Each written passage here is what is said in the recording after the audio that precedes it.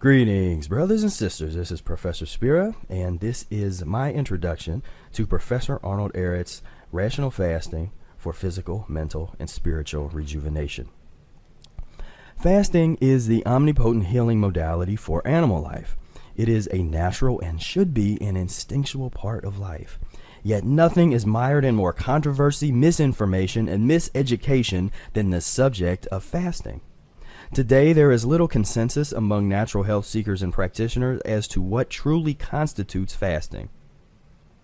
For some, a diet of mucus-free fruits and vegetables, in other words, the mucusless diet, may be considered a level of fasting. For others, a liquid diet of fruit and or vegetable juices is a fast. Some assert that consuming only water is true fasting. Yet others say that dry fasting, in other words, no liquids or solid food, is the only real way to fast. We need not look any further than the works of Professor Arnold Ehret to find a rational and practical approach to understand what fasting is and how to do it. Ehret does not have a strict or dogmatic definition of what fasting is and is not. In this book, as well as its companion text, Mucusless Diet Healing System, Ehret discusses a spectrum of fasting experiences, including water, juice, and all-fruit dieting. As a general definition, Ehret asserts that fasting is simply eating less. The word fast means to abstain from or restrict the intake of drink and or food for a period of time. It may also refer to various forms of dietary restriction, which include abstaining from solid foods, juice or liquid fasting, mucus-forming foods, mucusless diet, animal products, and so forth. Fasting is a dynamic concept and may also refer more broadly to abstaining from modern conveniences or unnatural addictions. For example, a fast from electricity or the use of electronics for a period of time. In addition to health and healing purposes, various forms of fasting have been a part of many spiritual and religious traditions. Christianity, Judaism, Jainism, Buddhism, Hinduism, Taoism, Islam, ancient Egyptian mystery schools, and more all have strong fasting traditions, and many propagate various forms or degrees of fruit dieting. From Ehret's perspective, fasting for humans in our current pathological conditions is a relative proposition. Ultimately, it is more important to understand the various levels of fasting available to you. What fasting is for one person's body may not be the same for someone else. As Ehret implied, for some, just eating a mucusless or a fruit-only diet could be a level of fasting. And what is and is not fasting to a person's body may shift over time as a person's physiology changes. To determine which fasting regimen is right for you, it is essential to understand the content within this book, which remains the quintessential book on the subject. Through dedicated study and practice, you will learn to fast safely and effectively in order to overcome and prevent a myriad of physical and mental illnesses. Fasting as an art form. Fasting may be viewed as a grand art form. There is much more to fasting than merely going without food or drink. Learning to begin a fast properly is very important. Transitioning from a poor to an improved diet before initiating a fast can allow the process to be much more effective. Understanding the role of colon irrigation, or enemas, in relationship to fasting is vital. As you begin, it is important to consider the following questions. What is the amount of uneliminated waste in your bowels? Do you have a uric acid or lean body type? Or a fatty or mucus body type? See the Mucusless Diet Healing System for more on body types. What is the nature of the uneliminated fecal matter still encased in your bowels? Is it made up of the residue of pus-forming foods such as meat and dairy? Or are your internal impurities the residue of plant-based, mucus-free foods such as fat and starch-free fruits and vegetables? Answers to these questions will help you intuitively make rational decisions before, during, and after the fasting process.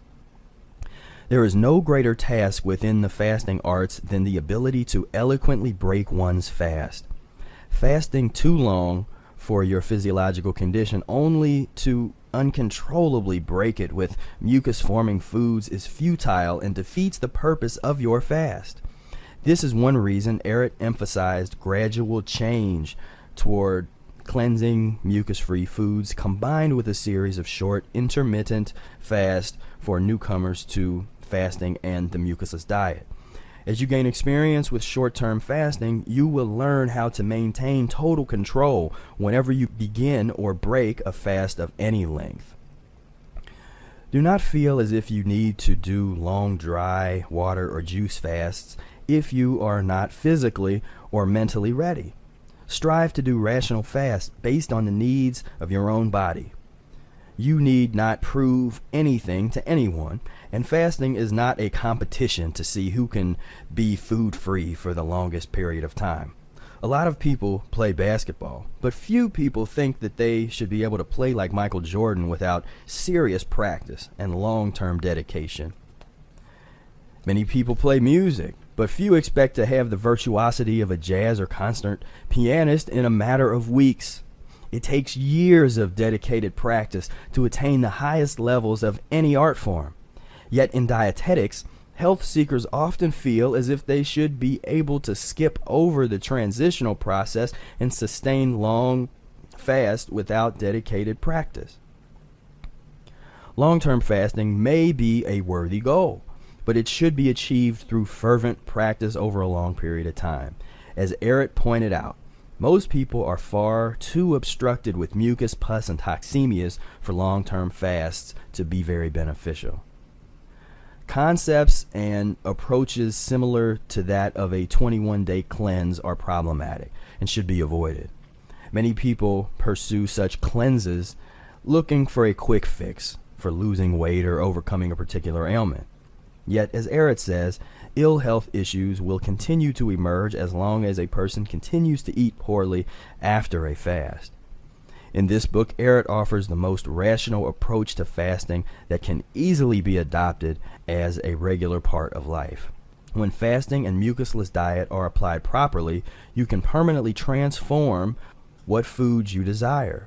Instead of relying on willpower to avoid wrong foods, you will begin to crave more of the right foods. The best way to use this book. Rational fasting goes hand in hand with the Mucusless Diet Healing System. You are strongly encouraged to read both texts subsequently. Understanding and practicing the mechanics of the transition diet found in the Mucusless Diet Healing System is of the utmost importance to having the greatest success with Ehret's approach to fasting. I highly recommend examining both books before experimenting with fasting. With that said, this book can and should be read and reread multiple times. The simple yet potent message found in rational fasting has the power to elevate your consciousness. And for serious practitioners of Ehret's methods, this book will seem to transform every time you read it.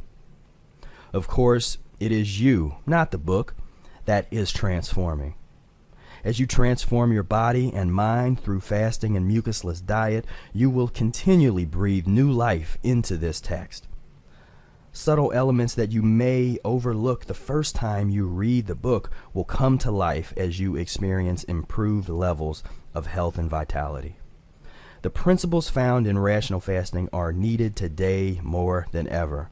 In a world where natural healing methods have been largely forsaken by the masses, Ehret sheds light on the powerful art of fasting and its supreme role in regenerating the human body, mind, and spirit. Peace, love, and breath.